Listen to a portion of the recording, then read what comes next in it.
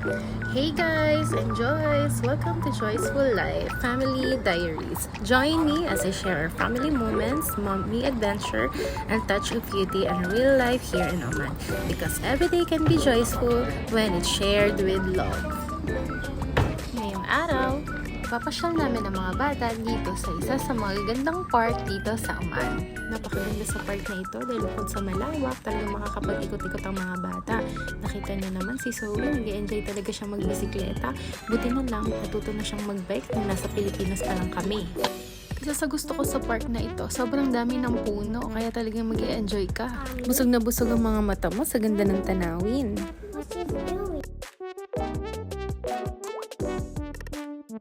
Kanina ko pa napapansin na si Adam panitingin sa ate niya habang nagbabike. Kaya sabi ko sumakay ka na siya sa likod ng ate niya. At ayan o, kapit na kapit naman siya. At kami, kinakabahan kasi baka malaglag siya. Pero hindi, kapit na kapit siya sa ate niya. Medyo bumagal na nga si Zoe dyan sa pagpedal. Tingin ko nabibigatan na siya kay Adam. Hindi ito yung first time na nagpunta kami dito, pero tingnan mo naman, mahang na mangha pa rin ako sa mga tanawin. Ito talaga ang isa sa pinaka-namimiss ko dito sa Oman. Hindi mo kailangan ng maraming pera, makakapunta ka sa mga gantong kagagandang lugar. At ito nga, may nakita na akong swing. Ito yung kanina pa hinahanap nila Zoe at Adam. Ang sarap talaga maging bata, di ba? Pa-swing-swing ka lang, masaya ka na. Kaya gustong-gusto kong pinapasyal yung mga bata sa gantong lugar kasi nahihil din yung inner child ko. Nakakatuwa din si Adam, kahit 1-year-old lang yun, oh. Enjoy na enjoy siya sa swing niya. Talagang meron pa siyang patunog na wee, wee, wee. Sobrang cute. Habang nag-enjoy yung mga bata sa swing ito, ako hindi ko mapigilang di mag-video. So sobrang ganda ng nakikita ko. I really love nature. So kapag nandito ako sa lugar na ganito, sobrang napapayapa ang loob ko. Sabi ng asawa ko, punta daw kami dun sa man-made falls. Yung palaging tinuturo ko kapag nadadaanan namin. At ayan nga, sabi niya magre-renta daw siya ng bike para sa amin lahat. At ayan nga, tawang-tawa ako sa nirentahan namin, butas pa yung bubong. At ayan, dalawa silang magpepedal. Sana kayanin niyo kami. Niyaya ko na ngayon si Zoe na isakay na lang din yung bike niya doon at sumakay na lang din siya kasi feeling ko malayo-layo pa yung tatahakin namin bago kami mapunta doon sa man-made falls. Hindi ko na na-video yung papunta kami dito sa man-made falls kasi ako na mismo yung nagpedal. Tinry ko, sobrang hirap pala. Pero worth it naman, tignan nyo, sobrang ganda.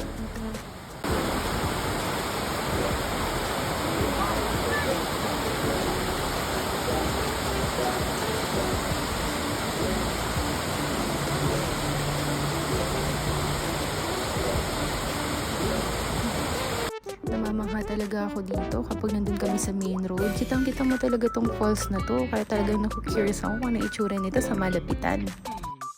Actually, sa totoo lang, first time ko makakita ng falls at man-made falls pa.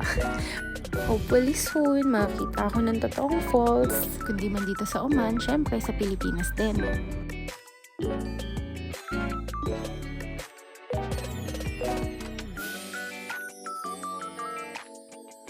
Sobrang nakakamangha talaga yung man-made falls. What more pa kung makakita ako ng totoong falls talaga.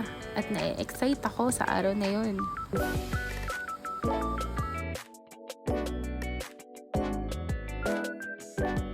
Paggabi na rin ito, kaya naisipan na namin na bumalik na.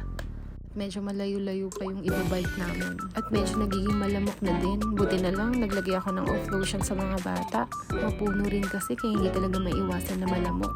Si Zoe na yung pinag-video ko niyan, kaya talagang sobrang galaw. Isa din kasi ako sa nagpepedal, kaya hindi ko kayang hawakan yung cellphone ko. Sinabi ko lang kay Zoe na i-video niya para makita nyo kung ano itsura nito sa gabi.